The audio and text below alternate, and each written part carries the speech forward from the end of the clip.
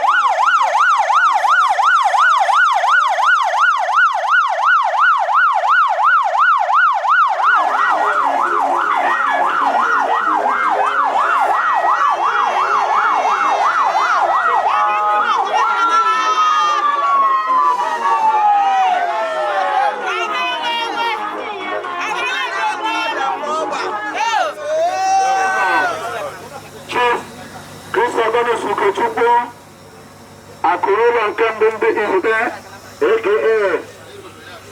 Usman Alhaji Usman Nwambu biko dịka osinye aka ọsụmami akpụrụsị anya ga-akpụkpụ n'ezie Chineke duru anya esi were na-anabata nna ikwu biko ndị nwere ezi n'ọnwa Ugochukwu na ụmụnne ndị ọzọ bụ chief si ahụgwu ebe a over to you, sir.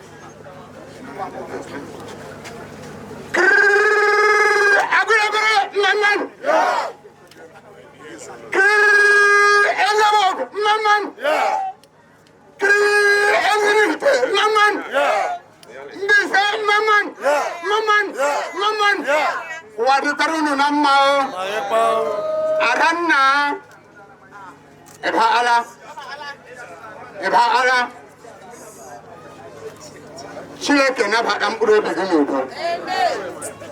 Lebekwa anya ndị duru ara gị n'ezinụlọ nna gị ekwekwele ka ọ bụ ọjọọ kpọ ha. Ugburu ịba ara ala oke ọzọ idore lezi nna gị dore lezi gọdị ọheri ahanna ya baala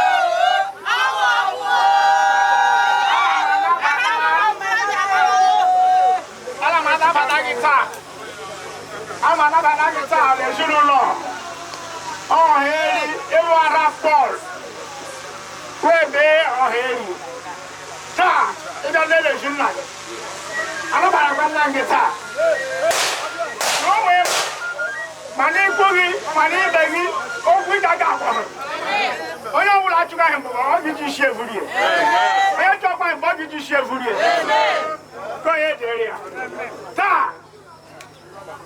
ma anyị ga-ele anya ma ndị bịara olili gị ga-ele anya agaghị ịla lụrụ ụlọ ma ndị isi n'ụgbọelu ụlọ ma ndị isi n'ụgbọala bịa ọgwụ iji agaghị kpọrọ ndị isi kpọrọ ụgbọ mmiri bịa ụgwọ iji agaghị kpọrọ ma agaghị ala lụrụ ọgwụ were otuto lụọ ọṅụ were lado onye nwaanyị meso ma m na-ekele si na ọkwa Jizọs Kraịst onye nwaanyị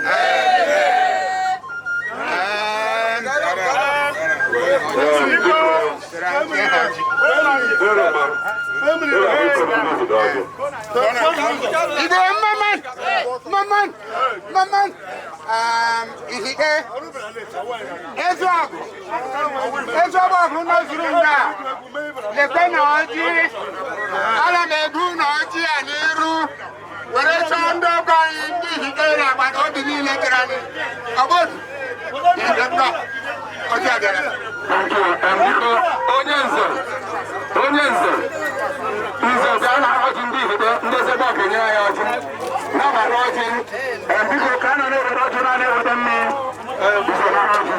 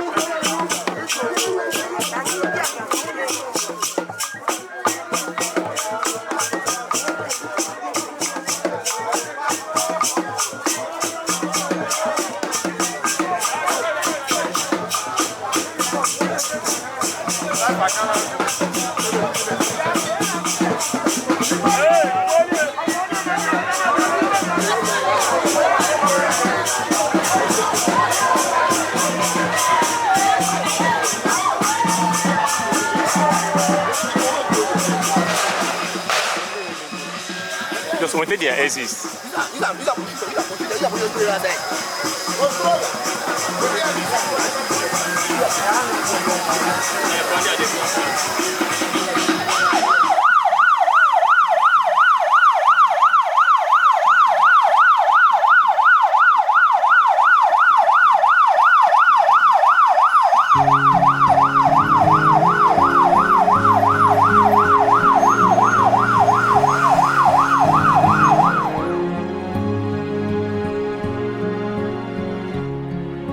I wanted you for life, you and me in the wind. I never thought there'd come a time that our story would end. It's hard to understand, but I guess I'll have to try. It's not easy to say goodbye.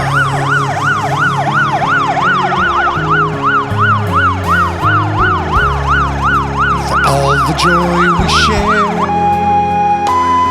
all that time we had to spend.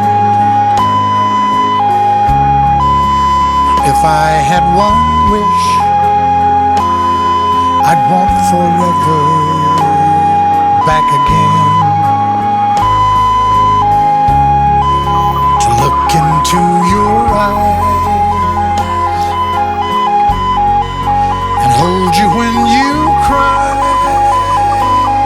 It's not easy to say goodbye. I remember all those great times we had. So many memories, some good, some bad. Yes, and through it all, those memories will last forever.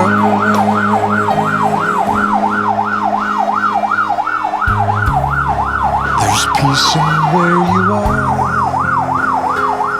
Maybe all I need to know.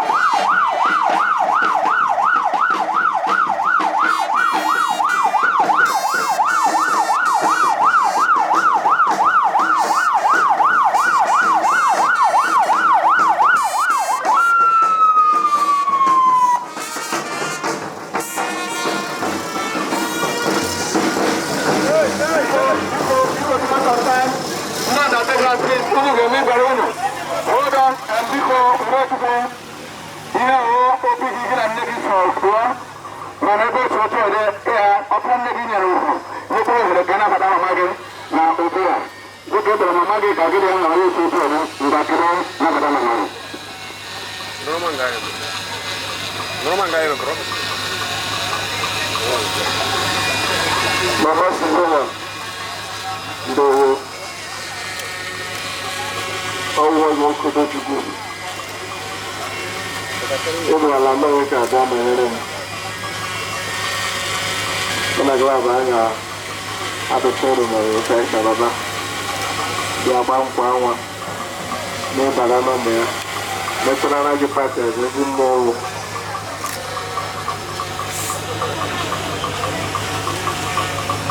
ọnwụ agasị ya gị igweji n'oge isi na glabụ jiri kwuo mma ịmasị asị igwe glọbana ịnwere mụ na ha ịnwere ụlọ ha ịnwere rum ha ebe ojikoro oke ọdụ adịnụkwa gị iji mee ego barakwa ha ma you are welcome.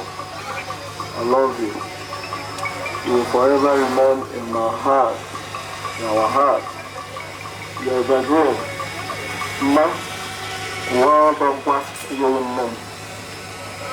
I love you so much. 11 years of my marriage, I'm moving my God, their mom moved to Nwambu. But then what I'm going to kill you. You know what I'm going to kill you. Now we are number of again, number one. You get better than mine. I say, guys, you don't want to have a brand, you must have a measure of food. They are a milk with it. The devil, you are there. Mabuko. The Ella. Ndị ụlọ nọ n'ihu ka ya nọ n'azụ ya nọ n'azụ ka ya nọ n'ihu. Ihe n'ọchịchị nwa mmekọ biko ya dịrịrị anyị. Ịhụrụ otu o siri dịrị, otu ọrụ o siri adị. Ama m sị enwuchi ha ọnwụ meta ncheta otu o jiri mmiri agara bụ jide ụlọ ahụ ndị anyị kwurule. Ọnwụ ji wude ma ịhụnahụ ndị plan chọrọ tiji ahụ m ndị nibe gị.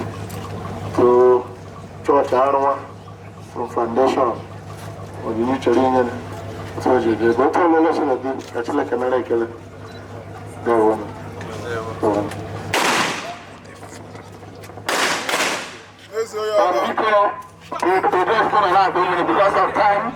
because of time I ain't got no one to go to the house I run a gate of the house and don't take a thing say over please another bar.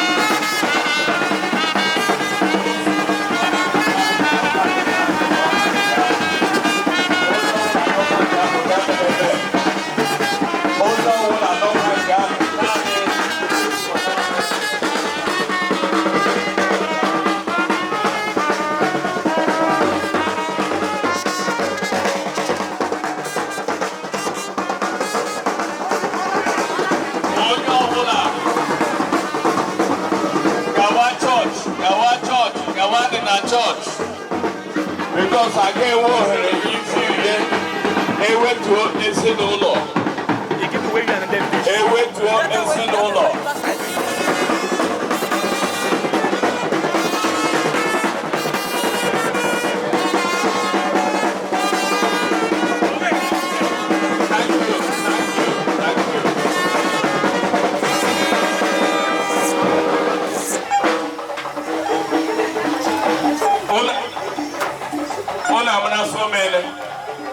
Akurulo nonga ena bada mama.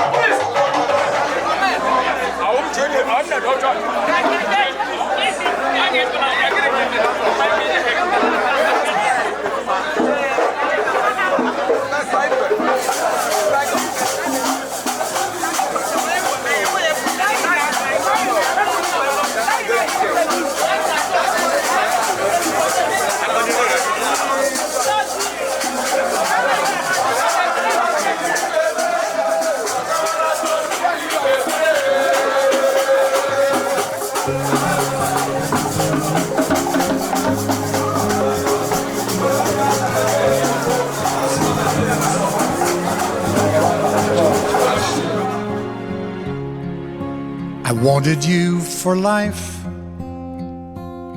you and me in the wind.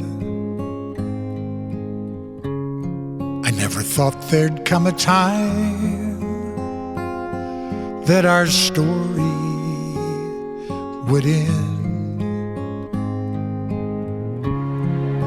It's hard to understand, but I guess I'll have to try. It's not easy to say goodbye.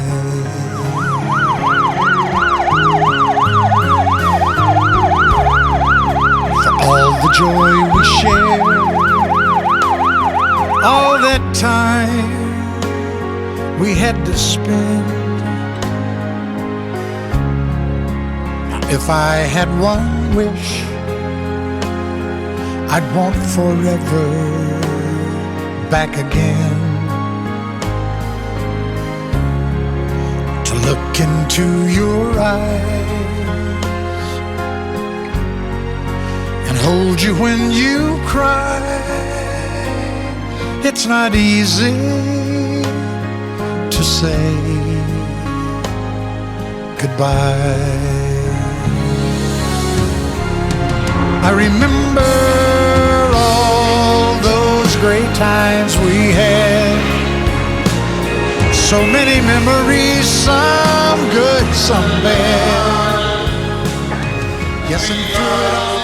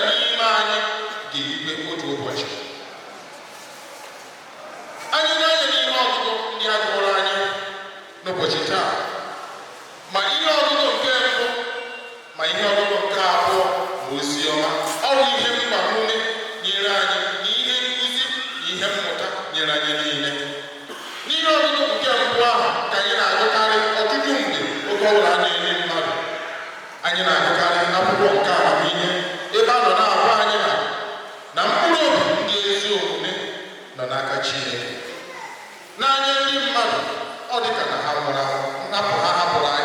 dị ka na ihe mana ha nọ n'udo. Ya bụ onye ọbụla ezigbo mmadụ, onye ọbụla gbara mbọ, onye ọbụla rụrụ ọrụ ya dịka ezigbo nwa nke Chineke binye ndụ ya n'ụzọ kwesịrị ekwesị, nọgidesi ike n'ebe Chineke nọ. O nwere ebe mkpụrụ obi ya na-aga, mana anyị nwekwara ike ịchọ ọnụarị ya isi na ọ bụrụ na mkpụrụ obi ndị ezi omume nọ n'aka Chineke, that means o nwekwara ebe mkpụrụ obi ndị ajọ omume ga-elegara gaa. Then ọ bụ ajụjụ dịrị anyị niile, a question to all of us, iji onwe anyị olee ebe mkpụrụ obi anyị ga-anọ ọ bụrụ na anyị hapụ ụwa nke a. Ị ga-esonye na ndị akwụkwọ amamihe kwuru ndị nọ n'aka Chineke, ọ ga-awụ ndị ga-anọ n'aka ekwensu? Ihe a bụ ajụjụ anyị niile n'ebe a ga-ajụ onwe anyị. And anyị ga-agba mbọ ime ka mkpụrụ obi anyị, ya bụrụ na gị chọọ ka mkpụrụ obi gị nọ n'aka nke Chineke, ị ga-agba mbọ. Ọ nweghị ihe gị nọ n'ihi n'ụra, ọ nweghị ihe gị nọ na-eme ihe masịrị gị, ị nọ na-ebi ndụ gị otu ọbụla ọ sọrọ gị, ị nọ na-eme enyi ha isi oke ọ bụrụ ma mbiche ya eburu m ya na chọọchị, ekwere m ndị nsọ nke Chineke nyere m ya aka, mkpụrụ obi m agawazi ebe ahụ n'aka Chineke. O nweghị ihe dị otu ahụ. Ya bụ ị ga-akwado onwe gị, ị ga-agba mbọ. Ọ ga-abụ ndụ nke ibi n'ụwa nke ọ bụghị ebi ndị bịara n'olili gị ma ọ bụ ihe niile e mere egbuola agba. Ibi ndụ dị maka mkpụrụ obi anyị niile ịnọrọ n'ebe Chineke.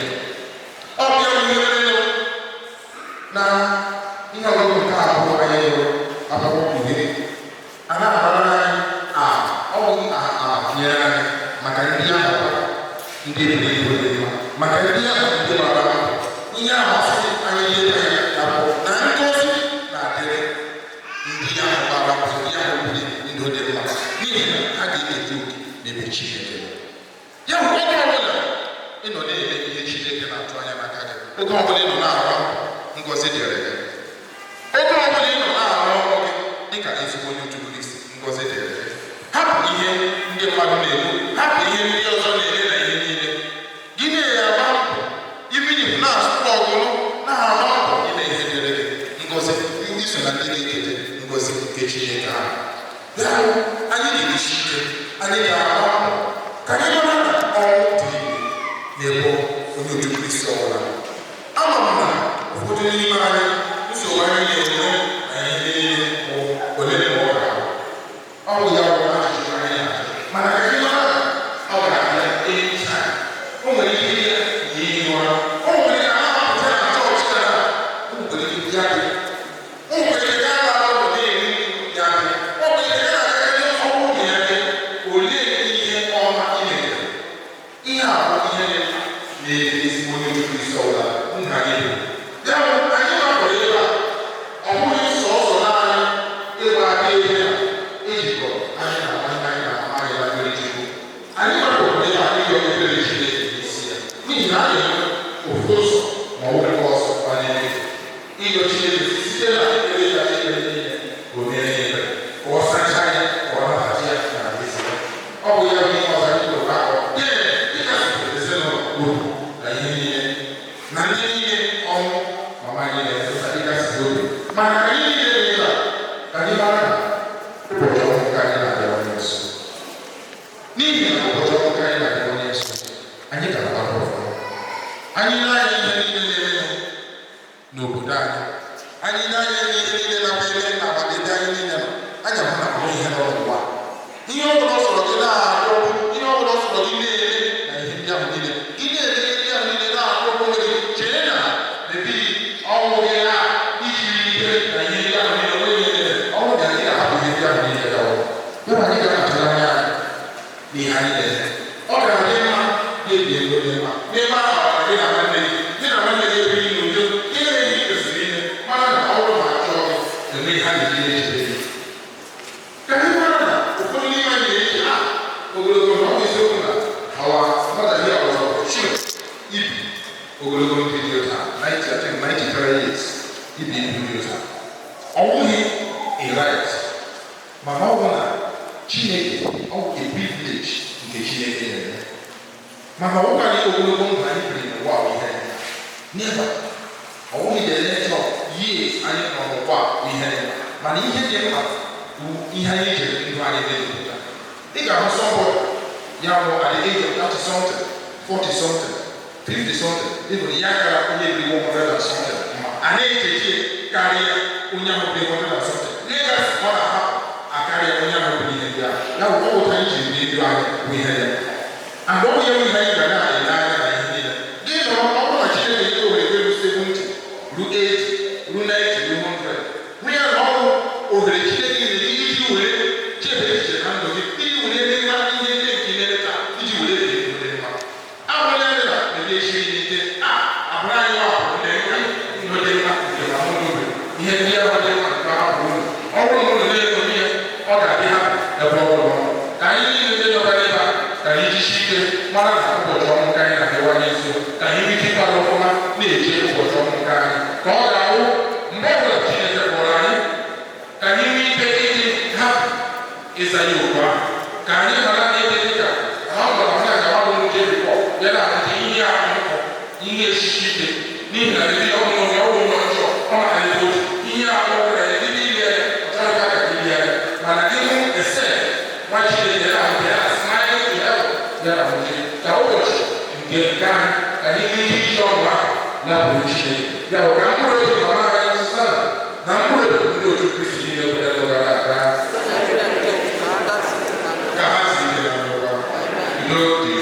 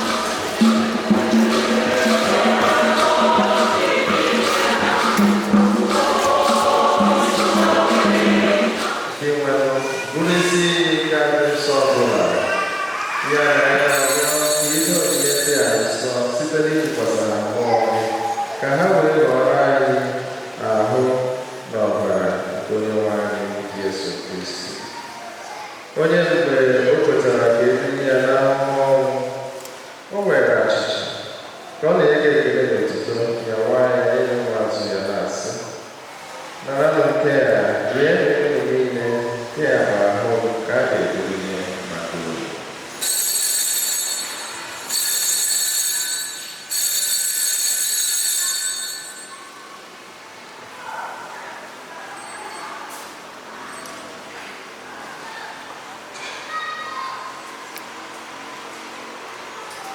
Etu ọ bụla o si mee mgbe ha richara ihe anyị asị, o buru iko nsọ ọ na-ekweghị ekele n'otuto bunye ya ụmụazụ ya na-asị, naranụ nke a ka ọ na-unu niile, nke a bụ iko nsọ nke ọbara nke ọgbụgba ndụ ọhụrụ dị ebighị ebi, a ga-amanye n'ihi unu na n'ihi ime n'ime mmadụ nke were mgbaghara njọ, na-emenụ nke a na ncheta nke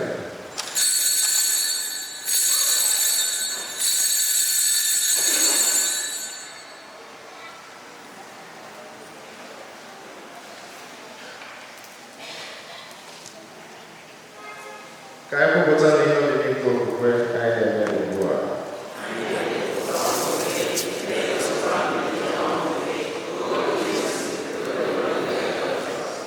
Dị nwere ebe anyị na-echeta ọnwụ na mbilite n'ọnwụ nke nwa gị, anyị na-enye gị achịcha nke ndụ na iko nsọ nke nzọpụta, na-enye gị ekele n'ihi na ịgụnyere anyị na ndị tosiri mkpụrụ n'ihu gị na-efe gị. Anyị ji umeala arịọ ka anyị bụ ndị na-eketa oke na ahụ ọbara Kristi, ka bụrụ ndị a ga-ekpọkọba ọnụ site na mmụọ nsọ.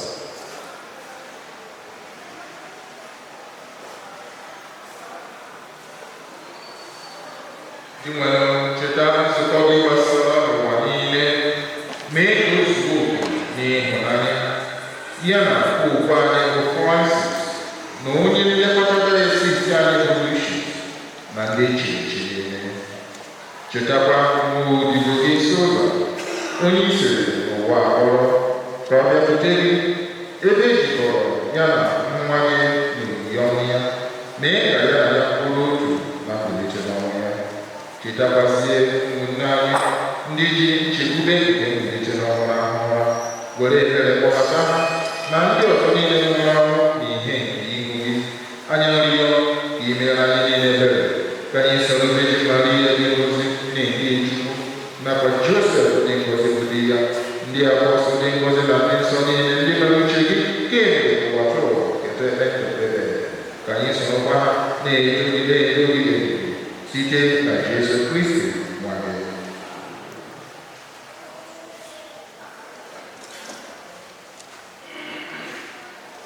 Site na ya bụ Kristi na isonye ya nakwa n'ime ya na n'ịdịkọ n'otu nke mmụọ nsọ, ka nsọpụrụ na otuto niile si adịrị gị, Chukwu nna ji ike niile site n'ụwa tụ ụwa niile.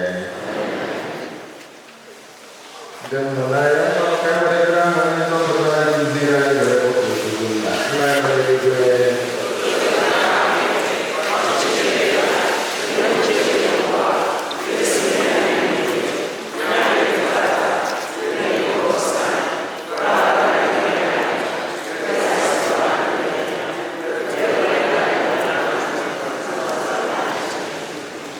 Zọpụta ya na ngosi mma na njọ ihe niile, were mere gị n'oge nke anyị site n'inye aka ebere gị, ka a zọpụta ya na njọ oge niile. Anyị were manala nsogbu niile, were nchekwube ndị nsọ na-atụ anya maka mbịaghachi nke onye nzọpụta anyị bụ Yesu Kristi.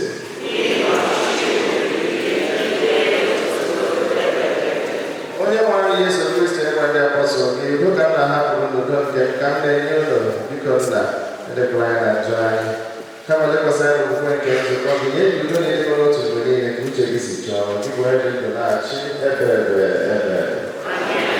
Udo gosipụrụ ụwa dịrị unu mgbe niile. Ngwanụ ka anyị leta n'onwe anyị ekele nke udo.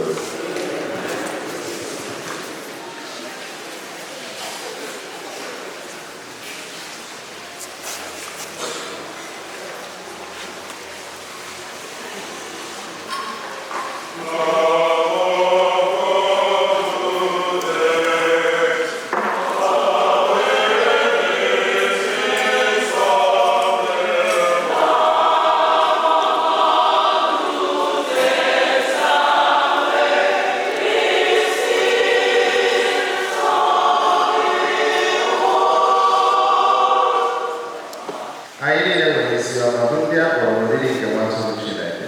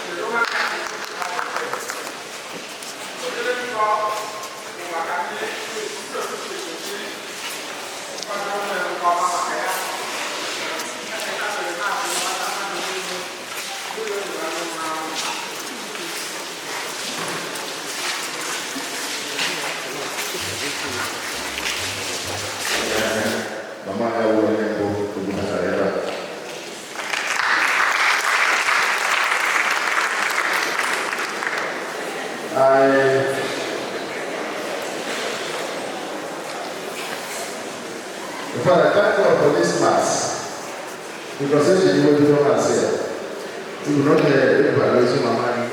I have said this many times and I want to say it here. dịka ndị otu Kristi enwere ebe anyị jebe ọnwa anyị ka ọ na-eri ili ahụ mmadụ n'ụzọ kwesịrị ekwesị. And I want to say this with the undertakers and neighbors. You don't joke with the body, especially I know that I never get the 1 hour there, not because I am not like a mother. My appeal will only ever be shared. If that balance is not available, I don't entertain e.g. resume my name. You are not entertaining anybody. I told you yesterday. Buko anama abapoyo kuna efaratu ubere obu nde owejo kufana mata hemu wasizo donu ama inwe ye ejikowa ndi adamo even ebe me na mmanụ n'ala bekee ike Chineke nwụọ onye isi ndị Igbo Catholic community na New York. Every Sunday mmadụ eshite na 7 o'clock gakọrọ maka ọrụ asaghị n'obodo. So we sincerely apologize for being here about that. Ọwụkwana for time anyị gara over show run amana traffic so anyị agawa ebe ndị mmiri ebe kere ebe mụ na so mine hala yeah and I run out of time. Then in this St. John's has to make a loan. Remember that how selfless they are working to make sure we are also in my head. So do the room. Ebe Chineke mere ebere ọ na-ewefu obi wefu ume wefu ego medication sample deliverance from ụgwọ ka arụ ọrụ wefụtazi ụmụasịsị na here.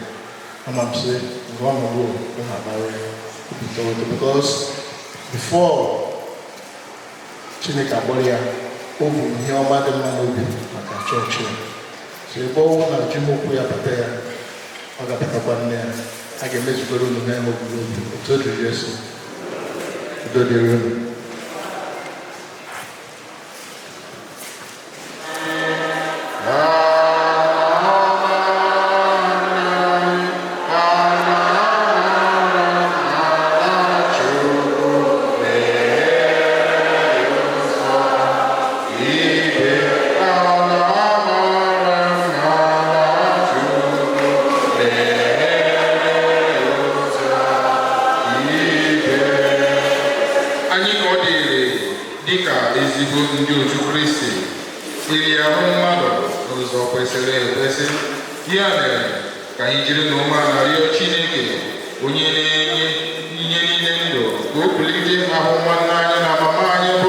Sussan Nwambu onye anyị na-enye okwu a na-adịghị ike n'ọnọdụ ndị nsọ na n'ike nke mmụọ nsọ ka o gosi ihe ebere n'ike nke ọ ga-ede ya. Nwanne anyị bụkwa onye ejiri ọnwụ gbapụta, onye a pụrụ na okwu oji, onye mere ka ya na nna gị paa na mma, na onye bubere n'ubu aka nke ezigbo onye nche atụrụ. Ka Chineke mee ka o jee sonye na nnukwu ọgbakọ nke alaeze ahụ dị ebere na-aṅụrị nke na-enweghị ngwụcha na mmekọ nke ndị nsọ niile.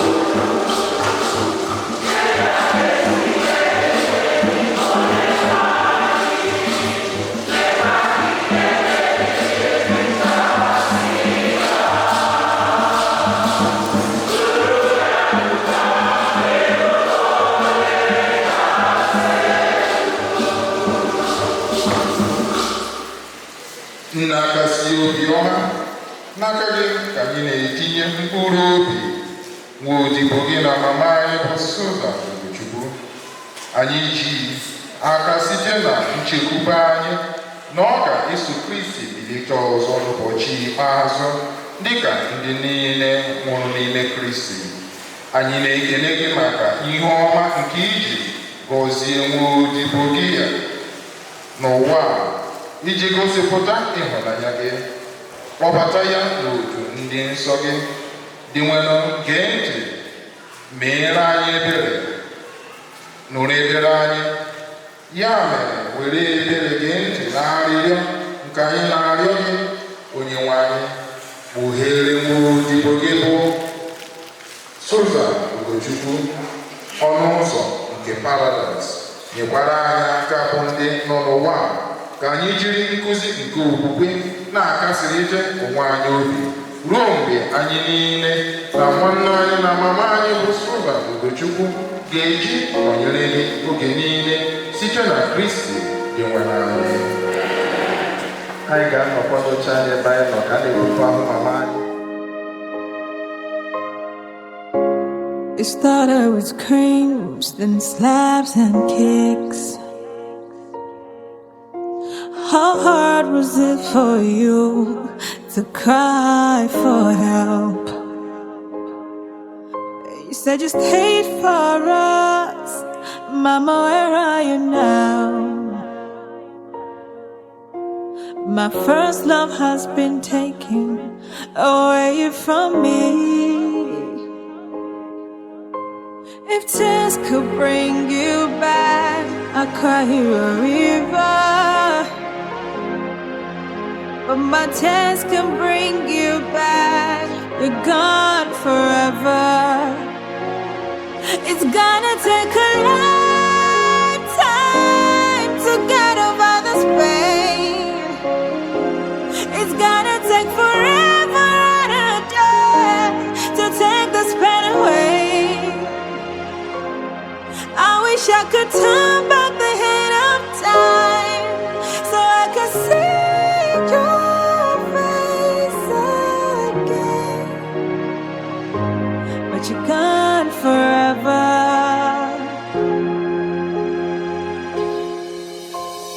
If I have found your voice and spoken for you, I will still have the beauty that is you. How do I love and trust when it costs you everything? My first love has been stolen away from me.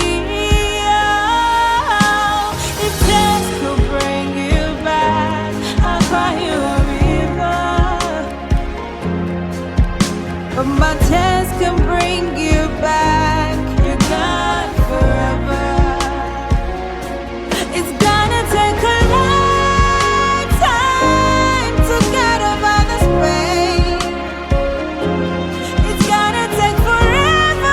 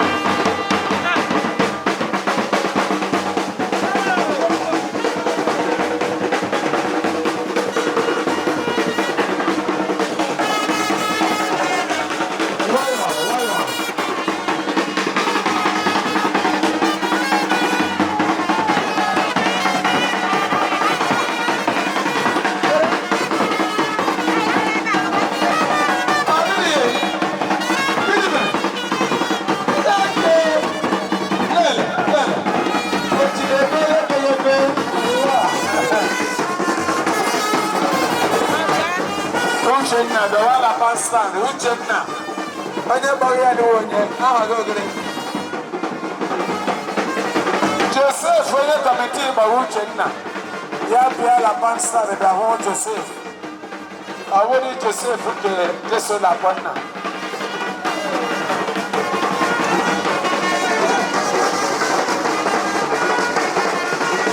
anyị chọrọ ebe ihu ndị nne ndị yutu la ndị kwa ya ọ na-eme anyị chọrọ ebe ebiko onye na-echọrọ ebe ihu ndị nne ndị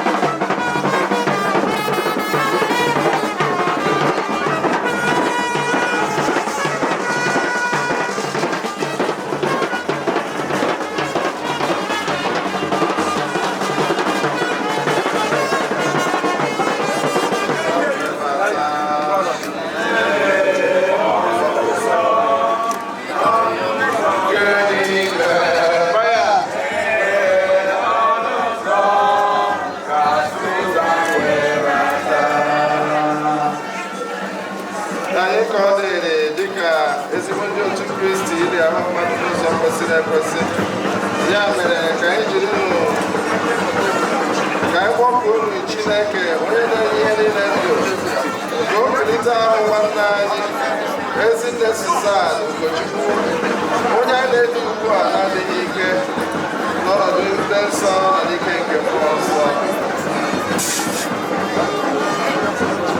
ka o gosi ihe ebere n'ime nke ọ ga-eme ya nwanne anyị bụkwa onye ji ọnwụ gbapụta onye afọ ugwu oji onye mere ka anyị na nna dịkwa na mma na onye bụkwara n'ugwu aka nke ezigbo onye nche atụrụ ka Chineke mee ka o jee sonye na nnukwu ọgbakọ nke eze ahụ na-ebighị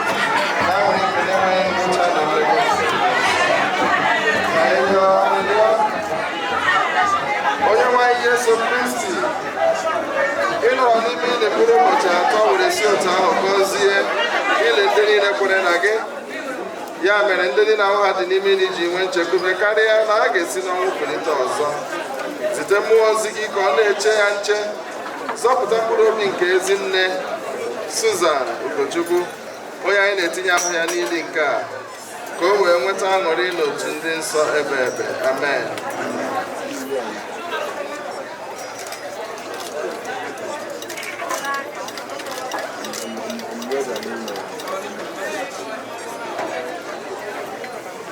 ugbu anyị na-adọnye ahụ nwanne anyị na mama anyị Ezinne Sussan Ugochukwu n'ala ka ọ laghachi ebe o si pụta.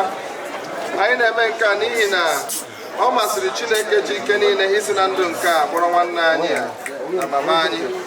Kristi bụ onye mbụ nke si n'ọnwụ bilite. Ọ bụkwa onye nke ga-eme ka ahụ anyị dara ada gbanwee mgbe ihe nke ya kwụsị. N'ihi nke anyị na-etinye ahụ nwanne anyị na mama anyị n'aka Chineke, họrọ ya n'udo nke ya, mekwe ka ahụ ya bilite ọzọ.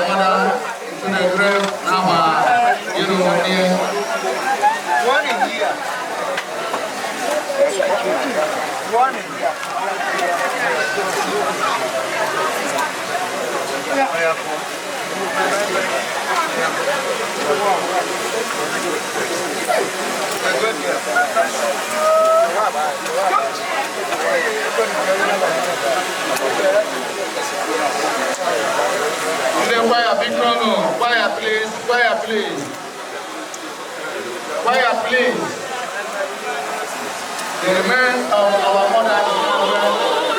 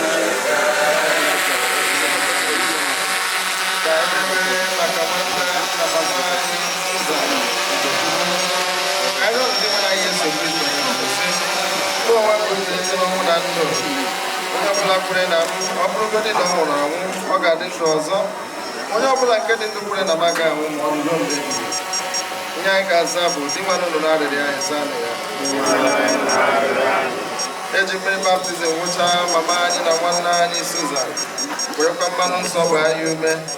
Nna biko gbabata ya n'otu ndị nsọ gị, anyị arịọ gị biko dị nwere ka gị onye gbara anya mmiri n'ihi ọnwụ nke gị bụ Lazarus kasị anya obi ma hichaa anya mmiri, anyị arịọ gị biko dị nwere ka gị onye kpọghachiri ndị nwụrụ anwụ na ndụ nye nwanne anyị Sussan anyị arịọ gị biko dị nwere ka gị onye kwere onye ohi nke chere nkwa iru na Paradaịs nabata nwanne anyị Sussan n'eluigwe. anyị arịọ gị biko dị mmanụ eji ori nsọ nke ahụ gị na ọbara gị wee zụọ nwanne anyị na mama anyị nna biko nye ya oche na nnukwu oriri nke alaeze anyị arịọ gị biko dị mmanụ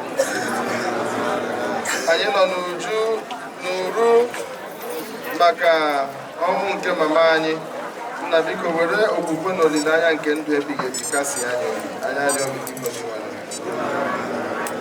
onye nwe anyị ụzọ ebere abụọ ka anyị na-arịọ ka imere mama anyị Sussan Ugochukwu kemgbe nwa odibo gị a nwere oke ya ime ihe bụ uche gị ekwela ka ọ daba n'ahụ nke dịrị mmehie nke abụọ mgbe nwa odibo gị biri n'ụwa nke a ezi okwukwe bụ ihe jikọrọ na ndị niile kwere na gị mee ka ebere gị si otu ahụ jikọọ na ndị ngozi gị n'ụwa ọzọ anyị na-arịọ gị ihe ndị a site na Kristi onye nwe anyị nye ya ezumike ebe bụ onye nwe anyị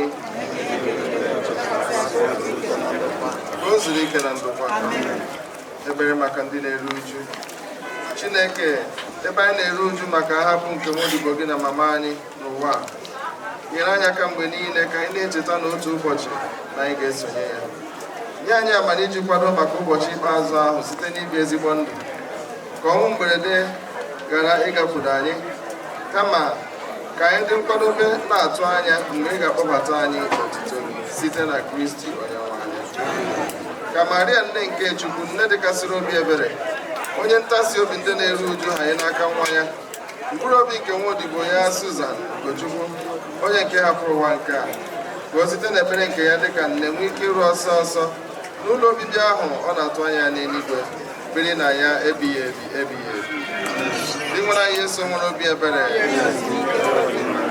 dị nwere anyị Yesu nwere obi ebere dị nwere anyị Yesu nwere obi ebere dị nwere anyị biko nye Yesu ka o zuru ike na ndokwa ka o zuru ike na ndokwa ka mkpụrụ obi Ezinne Sussan Ugochukwu na mkpụrụ obi ndị niile kwere nọ gara aga biko ọrụ ụkọchukwu na-eche aja ndị sista na-ebe abịa katkizm etinye aja anyị akpọwazie ọkara ya ọadịa otu mmanwụ ya biko ndị ọzọ ma bifo anyị agbapụ na ihe ndị ọzọ ga-anọ n'ebe nọ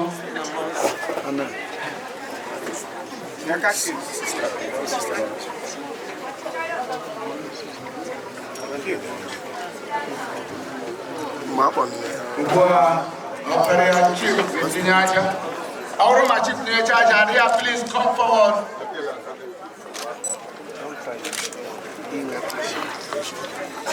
biko ọ bụrụ ma adị ya tinyecha aja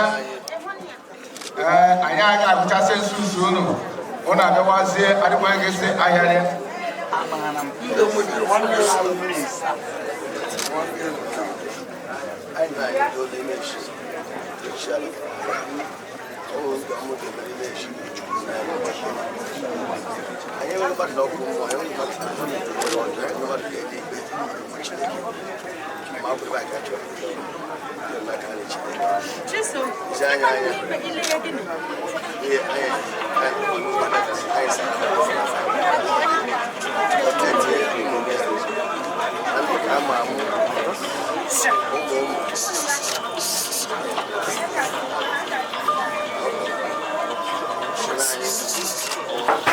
biko ọ bụrụ ma ara tinyecha aja n'ahụ ụmụ ya ndị nwanyị Ugochukwu onye wụ nwaọdị nwa ya na nwoke eli anọ tinye aja otu nwunye nwe ya etinye otu nwa nwe ya etinye otu oge ya anyị akpọọ ndị lụrụ ya na ndị mụrụ ya anyị a na-aga n'ihu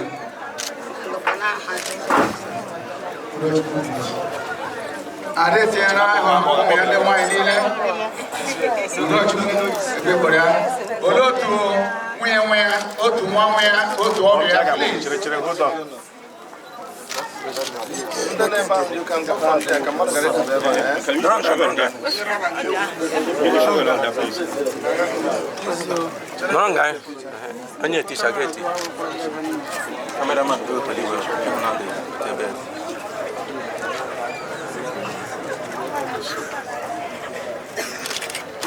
Biko Rod mutecha nwe ya, otu nwe ya na wando mu ya, otu oge ya na wando oge ya, otu nwa ya na ụmụ ya niile. Tutu ndị nwe obodo owu ndị lụrụ ya ni.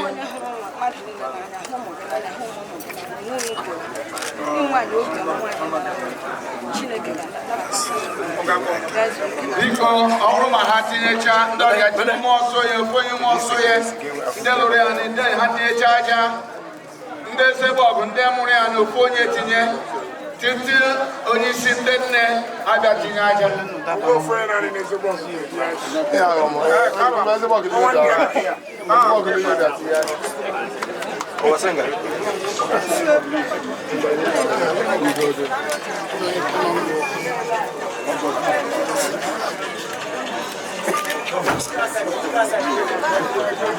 Thank you. Now there's about and them on of one foundation. One more tip. Do that now. Get on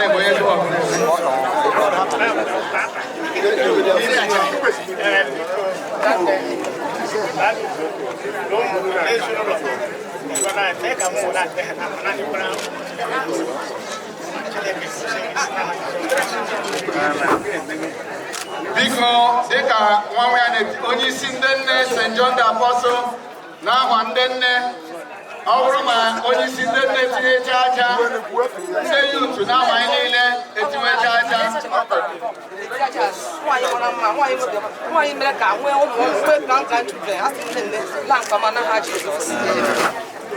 Ugbu a onye isi ndị nne ga-etinye aja n'aha ndị nne St. John the Apostle, ndị yutu n'aha anyị niile a na-ekpochi alili.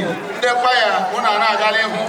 Biko onye nọ na stọọ kpata akpa pure water elejiri ụmụ a na-ekpochi alili. Ota akpa pure water gaba alili. The youth please.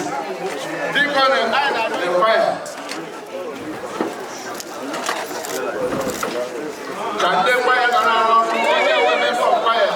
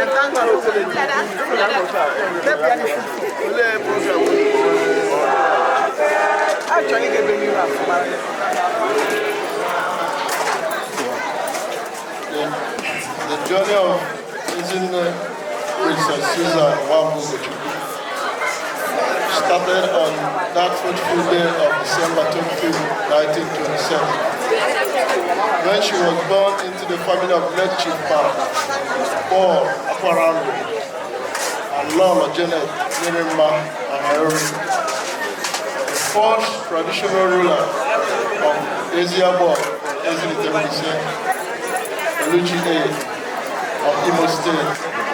She was the only child of her mother.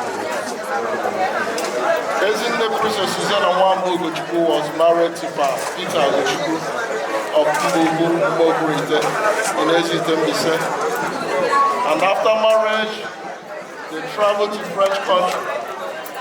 And the union was blessed with 10 children, which 6 of them are alive today to mourn her. Mama had a little or no education, but was very industrious, who helped her husband to make sure that her children are what they are, which she did with all her heart. Mama lived and practiced a true Christianity, being a hearer and a doer of the Word of God. She became and held many positions in Christian society, which also earned her with the title of Ezinne.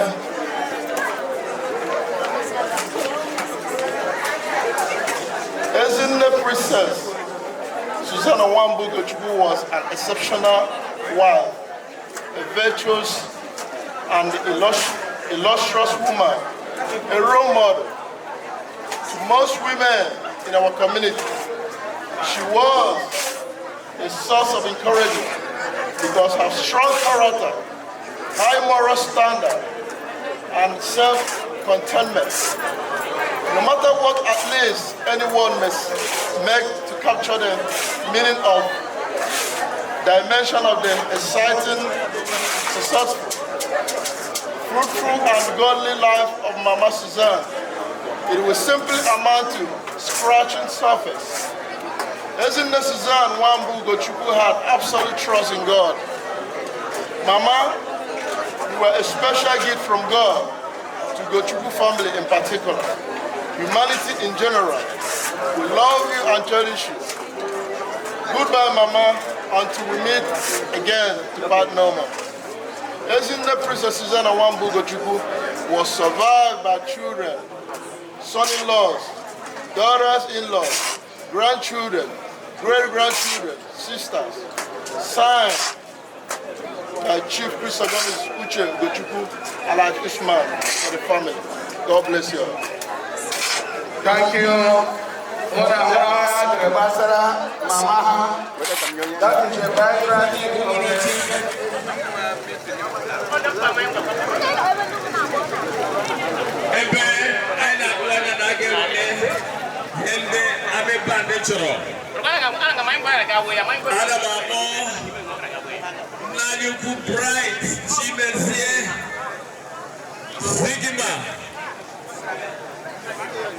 Guide you all here. They come here. But the Baraga. Right. She may see. They go there. Will not allow. I know looking. Committee members. Because God never couldn't find enough. I want to moto buy any partner. Oh yeah, the Baraga really. We call up Bright Timothy, the Sigma band, to please take over.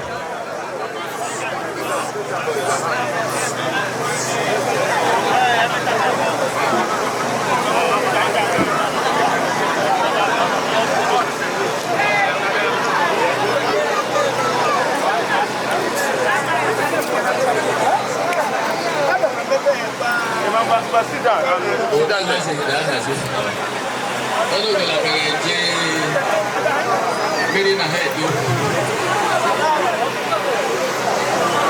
Committee members, move as quickly as possible and distribute the food to all the canopies as assigned because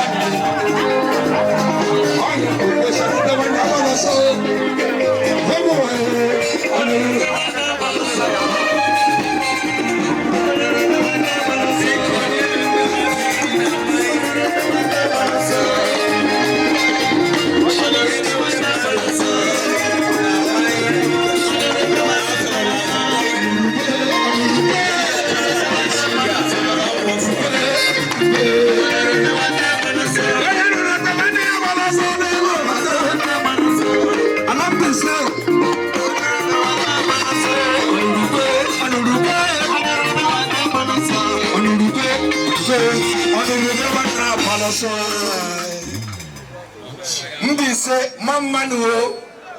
Alambise Mamanuo. I am Brachi Messi, Sigimale Kuku. Uno Patokorama, Job Master.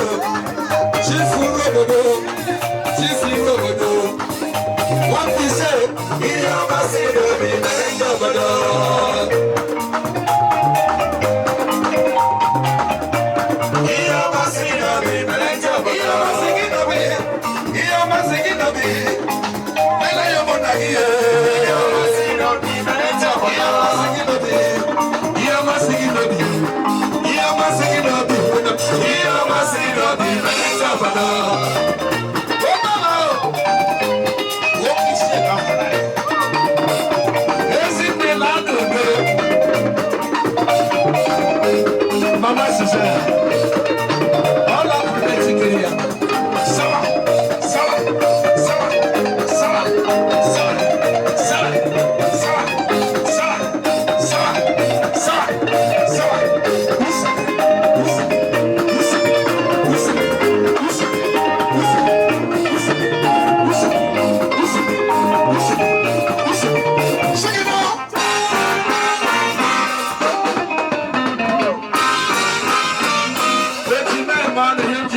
Jack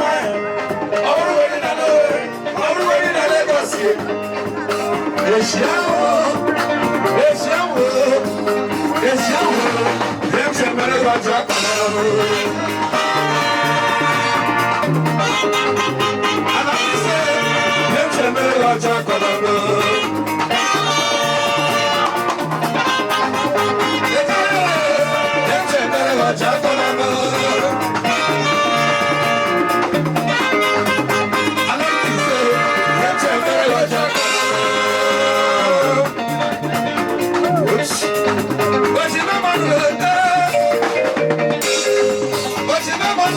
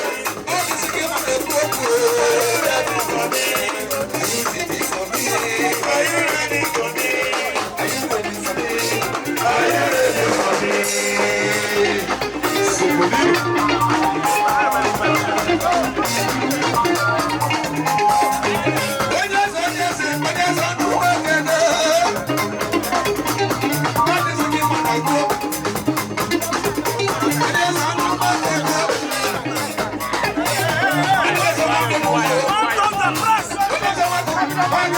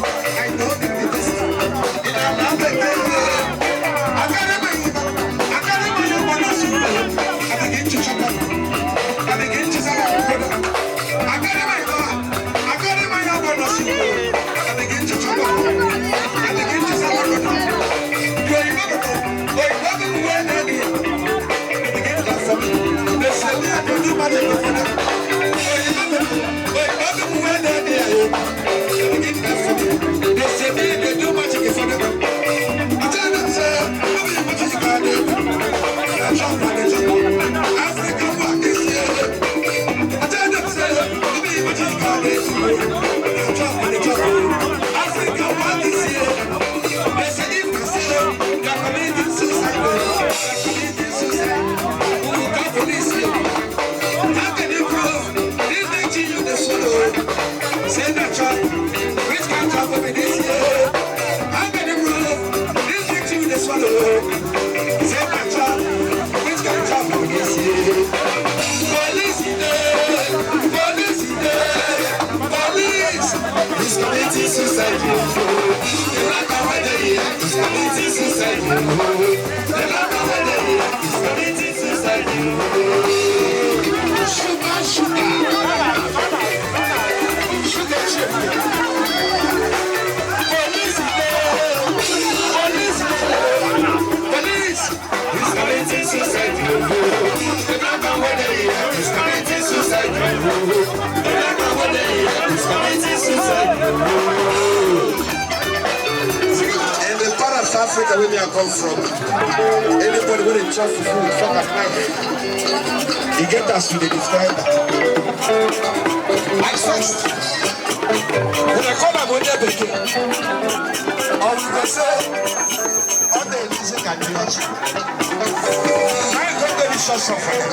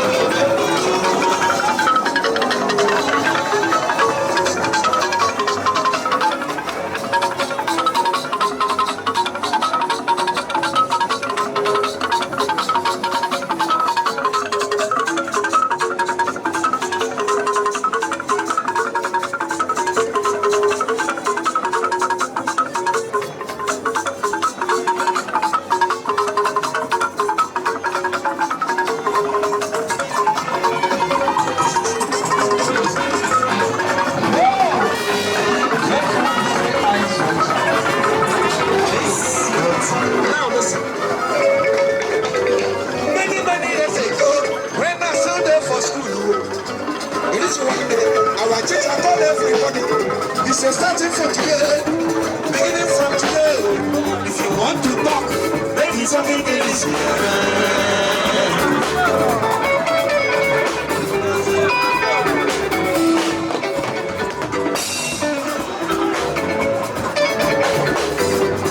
many years ago, when I was still there for school, our teacher told everybody, he said starting from today, beginning from today, if you want to talk, maybe it's okay, English. Because of English. My teacher punished me. Because of English. When is that about? Because of English.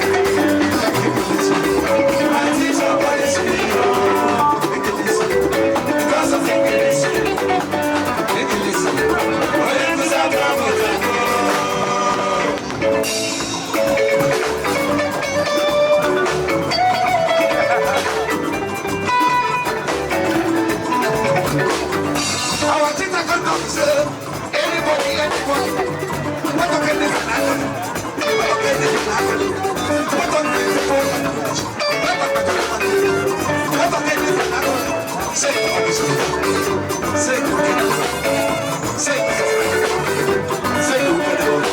because of English, because of English, my teacher punished me. Because of English, when I was out of because of English, my teacher punished me. Because of English, when I was out of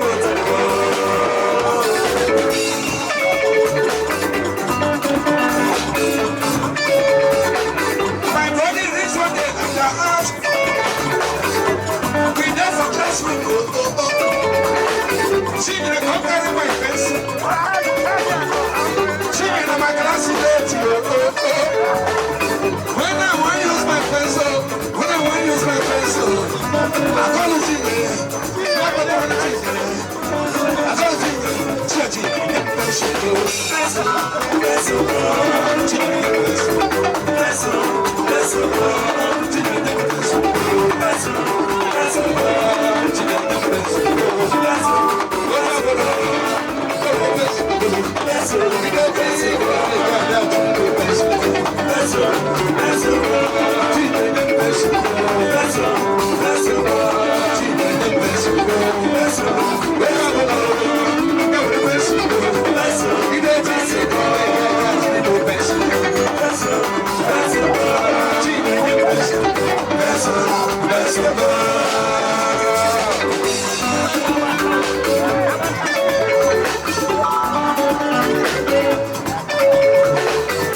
unfortunately for me,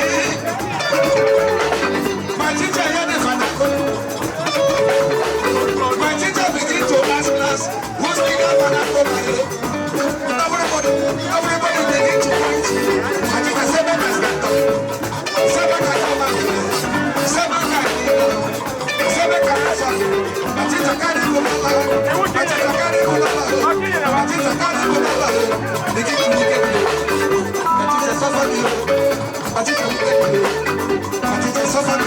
just because of English.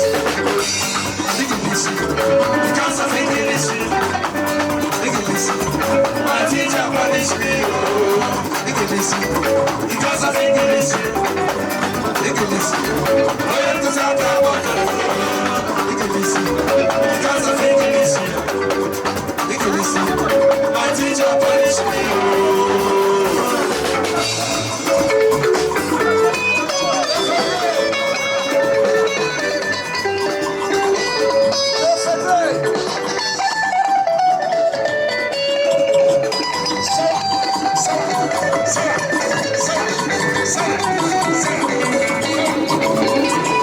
Sorry.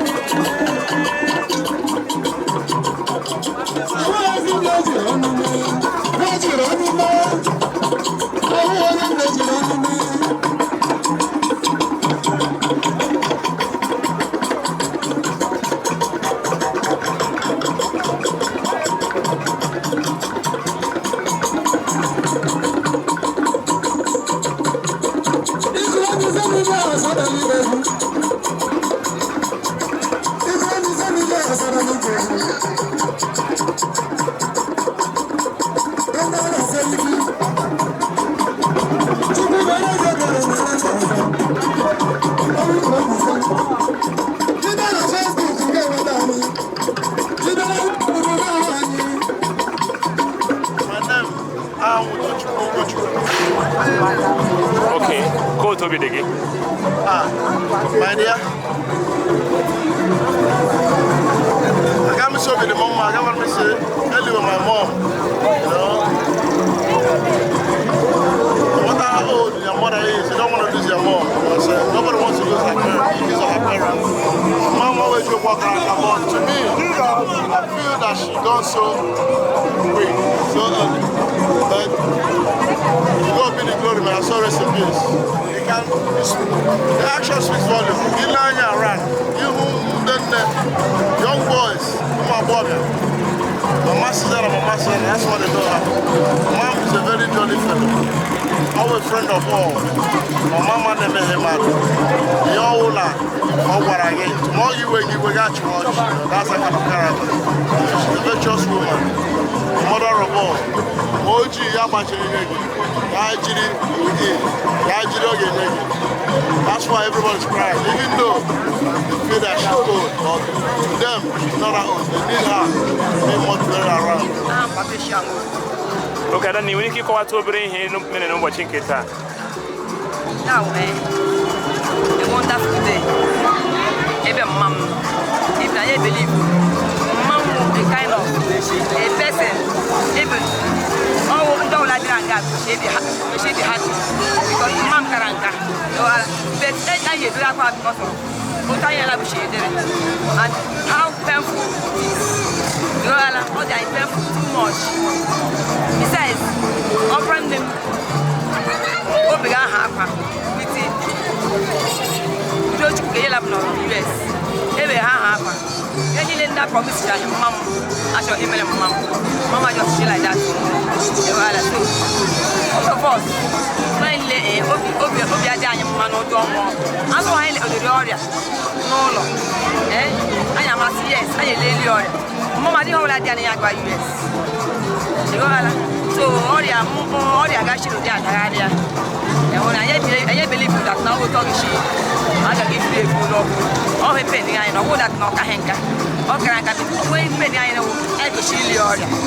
Yeah, they're small. I let it there. I am not going to negotiate there. You are a may want them to buy this, but they're buying. But they're buying it. The first hospital organ may COVID-19. On the first hospital organ. Hey, let's say, yeah, the Mayano hospital. One the maga choro e plan Nicola because all the worry so unfortunately I got the airport just come you are so I was there at the hospital we thank God for everything because as long as I was in the plane come here I saw COVID-19 and I got any more so we are happy if if happy everyone in my head or try the law yellow brand new. Mapa millions. Then you see the like there. Or this, the man made there like this. And go see hand. And go see you in my bedroom. You are like so there you know. I need them. Oh, I did all that knock a hanker. I saw the alley. One of my would have been because all that I used before. Low way, yeah, like where you are. Thank God, for 12 years, you young baby. But the mama got a baby. Young more mine. Is a great thing. A great thing. Always lucky woman. Always star. Mom will star. I need to make it against the him. If I live with your mama. Don't you dare to be on the Thank you.